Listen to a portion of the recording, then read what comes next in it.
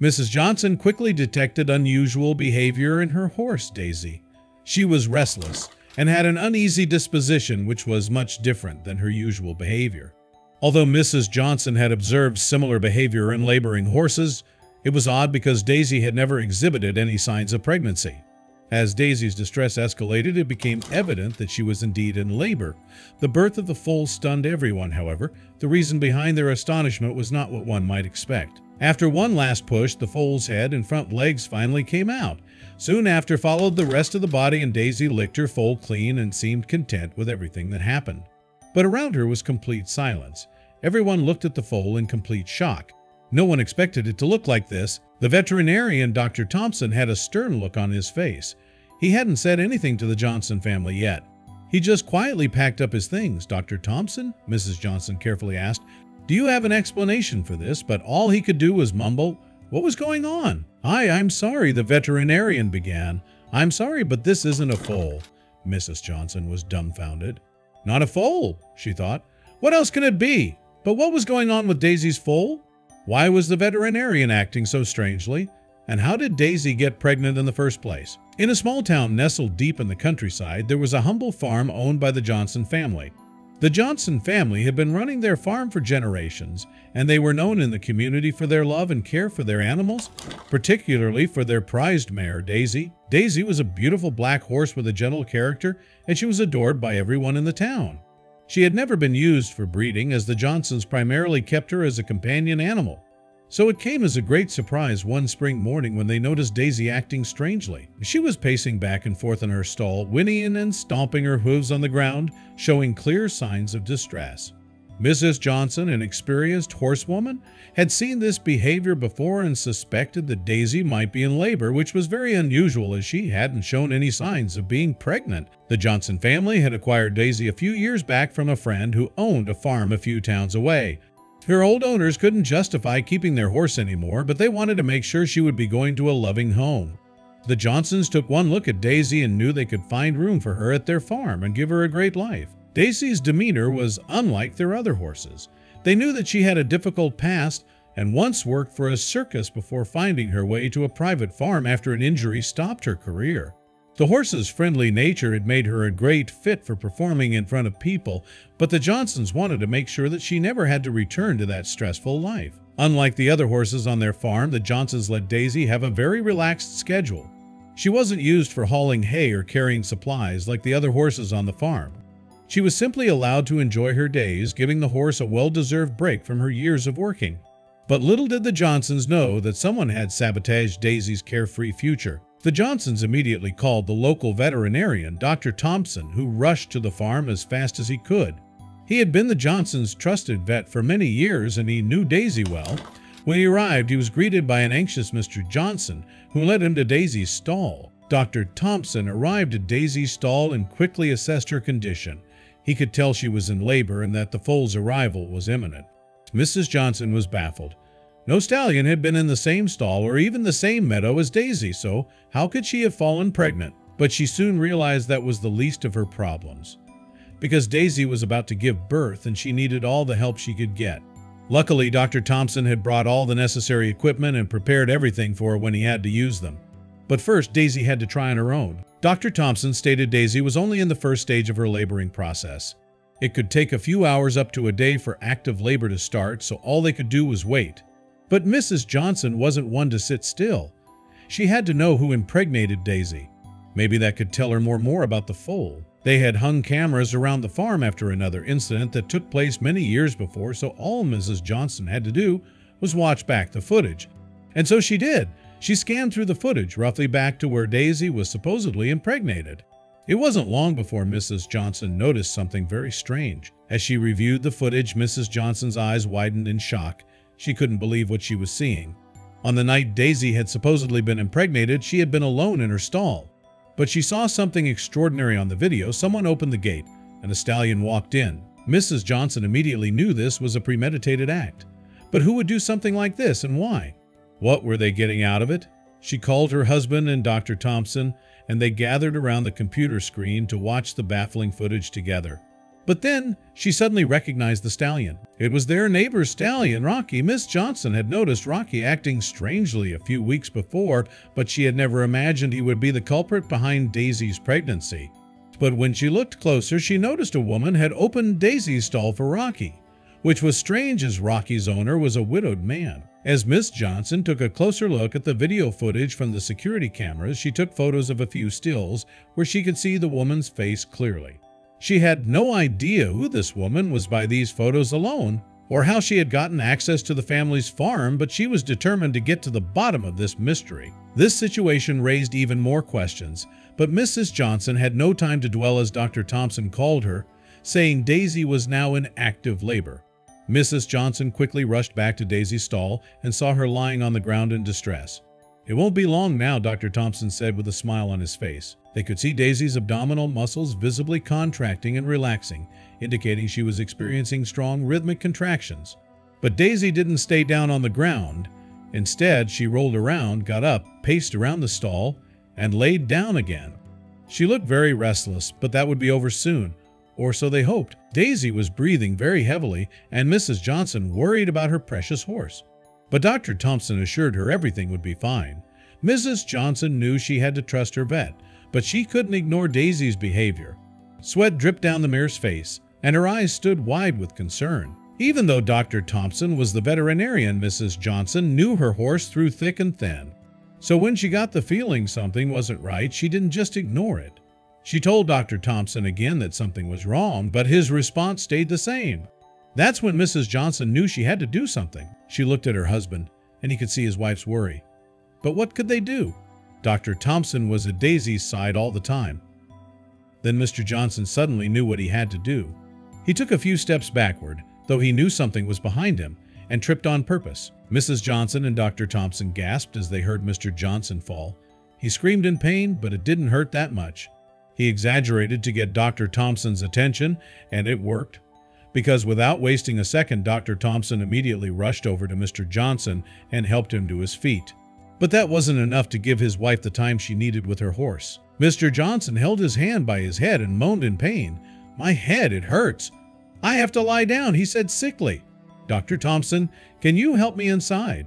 Dr. Thompson, who stood by his side holding his arm, couldn't say no. He looked at Mrs. Johnson in an attempt for her to say, "I'll do it," but she stayed silent. "I'll be back in a second. Keep a close eye on Daisy and don't get too close," Dr. Thompson said when he and Mr. Johnson stumbled away. But Mrs. Johnson wasn't going to listen.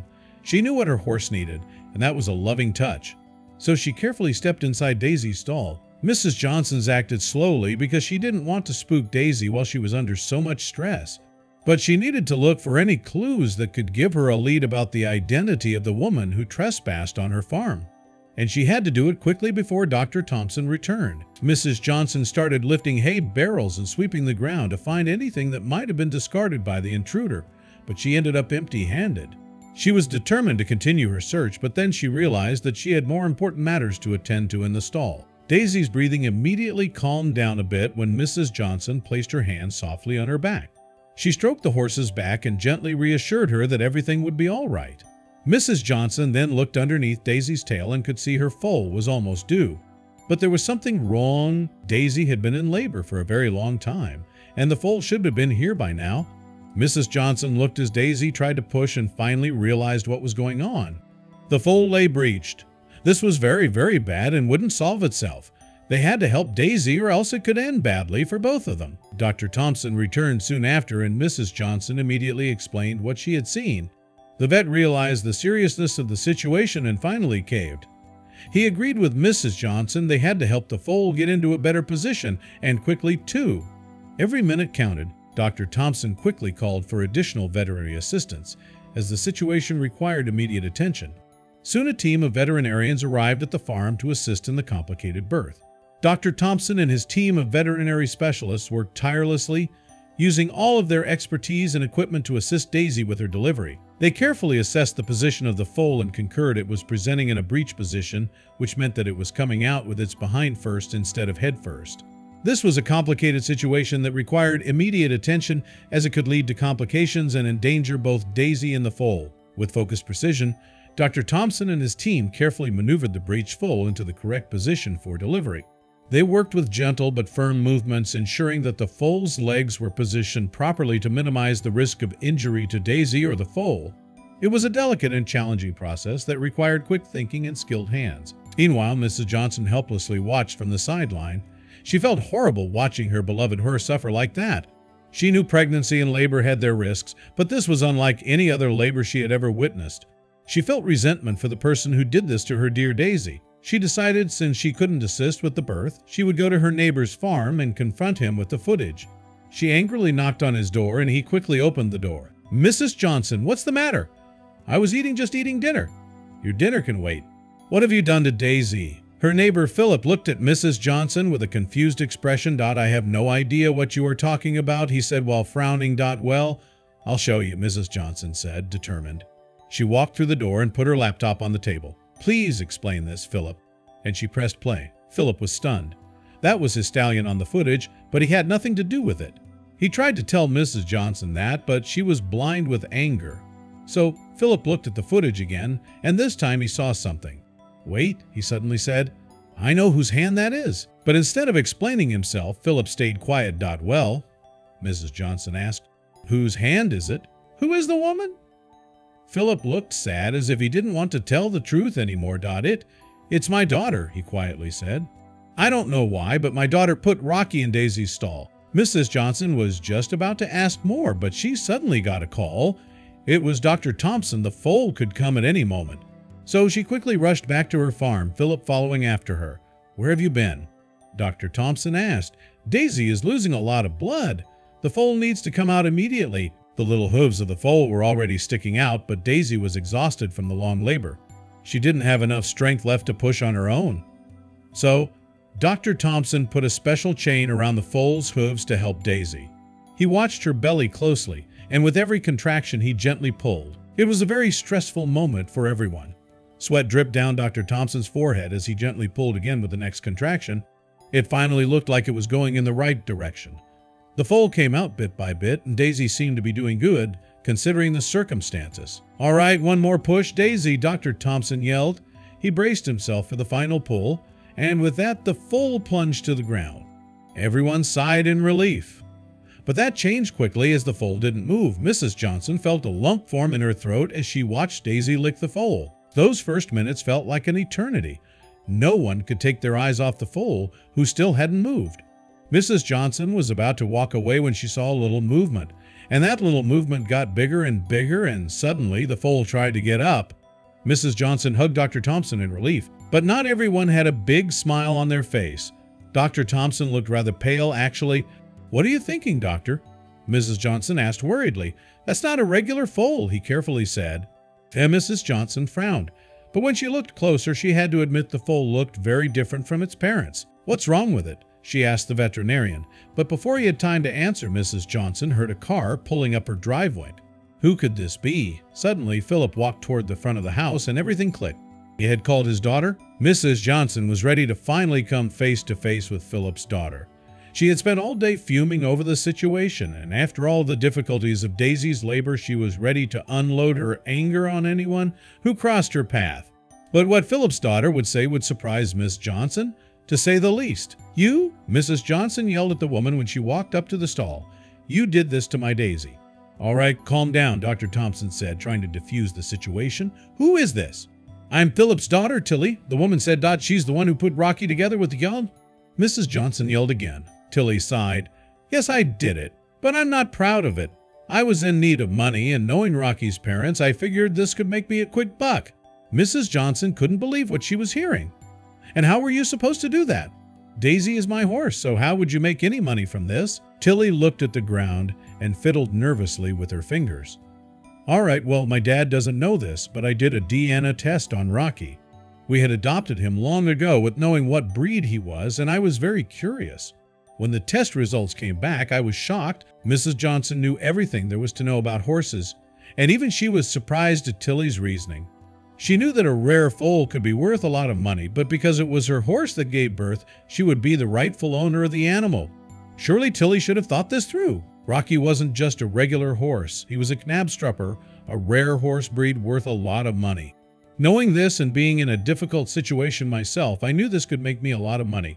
But I loved Rocky too much. I couldn't just sell him, so I let him impregnate Daisy. It was a foolish plan, and I realized that as soon as it was too late to do anything about it. I wanted to steal the foal as soon as it was born, but I knew that wouldn't work. I'm so sorry. I checked on Daisy many times to see how she was doing because I was feeling so guilty. After hearing Tilly's explanation for her actions, Mrs. Johnson's heart softened a bit. She understood the financial difficulties of living on a farm, and even though her actions were rash, she seemed to really feel guilty about them. Miss Johnson made a decision to spare the young girl any punishment, as long as she had learned her lesson. "I'm not going to report this to the police, Tilly," Mrs. Johnson eventually said. Everyone was confused about her sudden change of heart. She had been so angry only minutes ago. This has been a very stressful day for everyone, and it could have ended very badly, but it didn't. After weighing her options for a brief moment, Miss Johnson decided that she did have something she wanted from Tilly to wrap up this awful situation. But she kept in mind the safety of her horse and the new foal and asked the visitor for one simple request. "But I am going to ask you to leave my property and never return," she said with a firm voice. Tilly nodded. She understood why Mrs. Johnson would ask this from her. She had damaged their trust for her own selfish reason. So, without any argument, Tilly turned around and walked away. With Tilly off of the farm for good and no chance of something like this happening again, thanks to an investment in a better security system, Mrs. Johnson set her sights on taking care of the new horse on her property. There was no question about ownership because her horse had given birth to the foal, but what was to do with such a valuable horse? Mrs. Johnson knew that the breed of horse could fetch tens of thousands of dollars in the right market, but money didn't interest her. After the heartbreaking events, she could only think about the health and safety of the animals on her farm, not adding more stress to their lives. Daisy and her foal made a full recovery. Mrs. Johnson named the foal Dorothy, meaning God's gift in Greek, and she would sometimes even let Rocky graze with them in the meadow. Mrs. Johnson never sold Daisy or Dorothy, but she did have some other plans for Daisy's future. After a few years went by, Mrs. Johnson realized that the one thing Daisy was missing in her life was more socialization. After years of being a performing horse, Mrs. Johnson could sense that Daisy missed meeting humans, so she arranged for a petting zoo to set up shop on her farm. Visitors came from miles away to visit her horses and chickens, and Daisy got to live the rest of her years being adored by countless people every day.